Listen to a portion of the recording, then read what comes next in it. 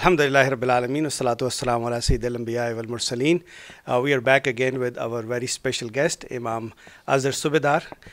We are going to talk about the organizational structures of our Masajid in the United States, the way they are structured, and are they according to the Sunnah of Nabi Sallallahu Alaihi Wasallam? If not, what can we do to make it better? Because we have seen in the recent past that there is a divisiveness that is growing in the community because of the organizational structure that we have in our mosque. So Imam Sahib, having a board in the mosque and then not having a much say about from the Imam in the mosque, do you think, are we following the Sunnah of Nabi Sallallahu Alaihi Wasallam? Is that the reason that we see some divisiveness and spike in and friction amongst the Muslim communities in North America? Well, first of all, Jazakallah khair for having me again. It's an honor to be here. There are many questions that you posed in this one question, and I cannot generalize. It's hard to generalize, and it's not right to generalize. However, in my 20 years career as an imam and also growing up in a tender young age where I was connected to the masjid indirectly, I wasn't like going there, but my father would go there for certain things, and I would be part of the Hilal committee, just watching the phone calls and stuff. Point is, I've seen over the years that we don't have a perfect system based on what I've observed, what I've experienced, what I've heard from people who are part and parcel of Masajid, mainly imams. First of all, a masjid was a place where problems were solved at the time of Rasulullah Sallallahu Alaihi Wasallam. Now it's a place where problems begin. A masjid was a place where people came together and they became united. They learned to put aside their differences. Even the hadith of Rasulullah Sallallahu Alaihi Wasallam tells us that we should stand straight in our lines or Allah will create division in our hearts. That in prayer, in addition to praying in the masjid and praying together, it's an opportunity for spiritual unity to occur. But in the same zone where we're supposed to be spiritually united, we're physically being divided. So there's a lot of problems that are occurring, and I'm sure many people can relate to what I'm saying. The question then becomes, are we willing to go back to the drawing board and say, where did we go wrong? Or are we ready to kick the can down the road and say, well, guess what? We can't figure it out. Let someone else figure it out. Simple thing is here that Rasulullah Sallallahu Alaihi Wasallam built the masjid. He's a Nabi of Allah, right? If he built the masjid and he directed the religion from the masjid and beyond, the scholars are the hearers of the Anbiya alayhimus salam. It is only self-explanatory that imams, I don't want to say they have full autonomy and control, but they should be a strategic and instrumental part of these institutions. Not in doing the job, but deciding what should be done.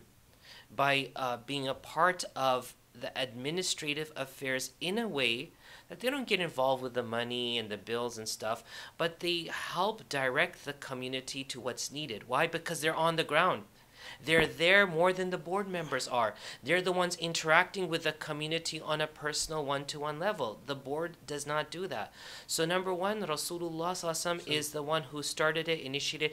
Imams are representatives of the Anbiya, so they should be trained and prepared to be in that similar position. Number two, the Quran commands the Prophet Muhammad Sallallahu Alaihi Wasallam, وَشَاوِرْهُمْ فِي الْأَمْرِ, that despite the fact that you're the Nabi of Allah and that Wahi comes to you and Jibreel alayhi salam comes to you, you need to do mashwara with the common folk. Include them in the shura. Now we took this verse in this ayah and created a body called the shura or the board, which will consult the affairs of the general masses without consulting the masses. And they'll say, well, we're the shura. وَأَمْرُهُمْ شُورَى بَيْنَهُمْ. The Quran says that their matter, the matter of the people, is with consultation with the people. Not the some, not the few, not the exclusive, with everyone. The fact that this is not happening is due to two reasons. Number one is that we've created a culture of mega mosques. Mosques that are so big that no community member knows every community member. And in doing that, we've created sectarianism, division, racial lines, which has led to where we are today. And some people say, well, these are the poor people, we need to talk to them. But those are the rich donors, we need to talk to them. So what has happened is Rasulullah Sallallahu Alaihi Wasallam, in his time, his masjid wasn't sufficient for the people. But he never advocated for a larger facility. He advocated for that smallest place to continue being what it was, so that cramming in together will cram our differences away and will make us one body. Then our buildings could grow. What we're doing today is we're building mosques and then looking for the captain of the ship. When the imam is not even part of the growth of the community to that mega masjid status, the community hasn't grown. We just threw a whole bunch of people on a boat and said, okay, who's the captain? Find a captain. So our structures are a problem. That's number one. And number two, the process of building the community is flawed. As I said, build the community facility, the people will come, and then we'll hire a captain of the ship. It didn't work, and it hasn't worked, and it won't work, unfortunately. Beautifully, we have built bigger masajid and invested a lot of capital building the four walls. And I have seen people saying that, hey, masajid are only for worship. When some people talk about that masajid are not only the masajid, but they are institution. They make people, they build people. They provide tools for the next generation. That doesn't seem to be happening in our masajid. What is the one core reason for that? Your question had the answer. We built the four walls, and there's people who believe that these four walls are supposed to build people. And that's where we went wrong. The four walls never built anyone. The four walls of this room, for example, never catered to the need of anyone beyond privacy. Walls do nothing. You know, when I was in England, and in the time I studied there in the 90s, we prayed salah in churches that became mosques. I remember being in a small town in the north of England, which the brother, in a very happy way, he was boasting and happy. He goes, this masjid used to be a nightclub, and today it's a masjid, where people used to dance naked. Now there is Allah's dhikr. And I said to myself at that time, why are we so happy that we're converting walls into holy spaces when the hadith of Rasulullah tells us this whole earth has been made a masjid?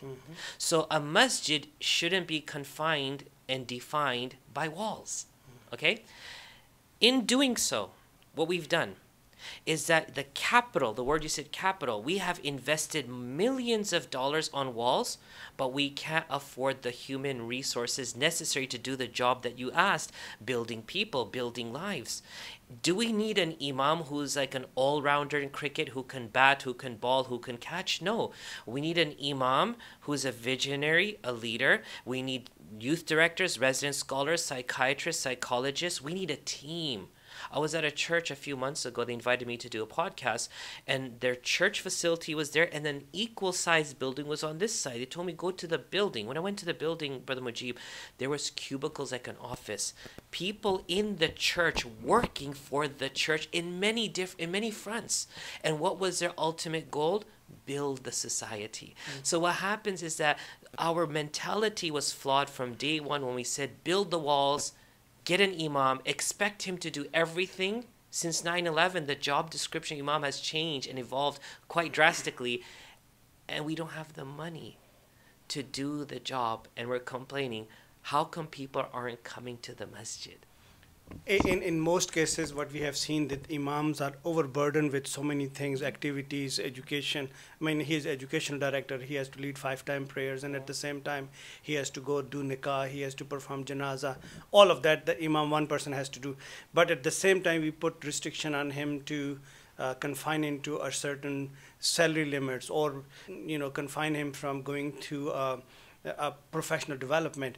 All these things, don't you think that has become need of the hour, and the people need to think outside of the box and treat the imam the way it used to be treated at the time of Nabi Sallallahu Alaihi Wasallam, as a visionary leader, as a leader who can set the tone for the nation to ride, and then become a source of magnet for youth, for women, for brothers to come glued to the masjid? Don't you think that we are lacking creating a space between the true sunnah of Nabi Sallallahu Alaihi Wasallam and going into more like a 500 or plus, corporate culture kind of thing? Well, actually, I would even define it as corporate culture, because in corporate culture, when you go on LinkedIn or you go into these other websites where they're looking for professional people, your education and your experience speak about what you're able to do. And that's what they hire you on the basis of. They don't hire you and then say, okay, don't do this and don't do that, because they've hired you identifying what you're capable of doing and what their job is, and that you're capable of doing that job. When we're hiring imams, and I want to talk about imams also on the end of this, but when we hire imams and we fail to understand what their passion, their strengths are, and their abilities are, and we place them in a position where they have to do everything under the sun, what we're doing is we're making the title of imam bad in the eyes of the masses, because they're like, oh, that guy doesn't know how to counsel. That guy doesn't know how to solve marriage problems. Well, he didn't study that, right? So if you identify in your community, first of all, the fact that the board have not identified what the needs of their community are is the number one problem. Number two, when they hire the person, they're not able to understand who this person truly is a second problem. Number three, when they're not able to give the imam who they've hired, based on the needs that they've identified, the additional training needed for them to continue to stay afloat, that's another problem. So what's happened is the structure of our governance is a problem. You can't, people, and respectfully, I love the board members of every masjid. They're doing a great job, and no doubt they're doing fi sabilillah, a great job for free. However, as much as I have good aspirations, it doesn't always equate to good actions. I want to do something for Allah. Doesn't mean what you're going to do is actually good. Allah will accept it, but that doesn't mean you're going to make a good impact on the world. So for these board members who have no understanding, and respectfully, of running institutions, and majority of whom have never done 501c3 nonprofit training, who don't know the rules of IRS, who don't know how to, I don't want to say run the religion, who don't know how to structure the religion, for them to tell the person they hire as a religious leader how to work is a problem. Now on the flip side, and that's about the imams, granted today every second person is calling themselves an imam. You know, in America, we have a problem of titles. Everyone's a sheikh, S-H-A-I-K-H, A-Y-K-H. Then we have doctors, we have imams, we have ustads, and every person has these titles without any firm structure of how you obtain those that title. That's also contributing towards the problem. People could come from other countries where they say they've studied, but there's no one to vet and cross-reference that. They say they've done things, but in what capacity did they do those things? And so nowadays, masajid are desperate. And what they're doing is they're hiring people who are not qualified. So before I blame an imam, I'll blame the structure. If they can, number one, identify what their needs are, have an imam who fits those needs, help that imam grow and stop clipping their wings, the community will flourish and everyone will win, inshallah. Imam Sahib, thank you so very much for being on the show. I know I'm running out of time. In the next show, I will talk to Imam Sahib about why is it that our masajid are not welcoming the participation of our youth and the women. And I'm not saying it just because it's a fashion statement. This is an actual problem that is happening in our masajid that need to be looked at. Thank you very much for being on the show. Until next time, Assalamu alaikum wa rahmatullahi wa barakatuh.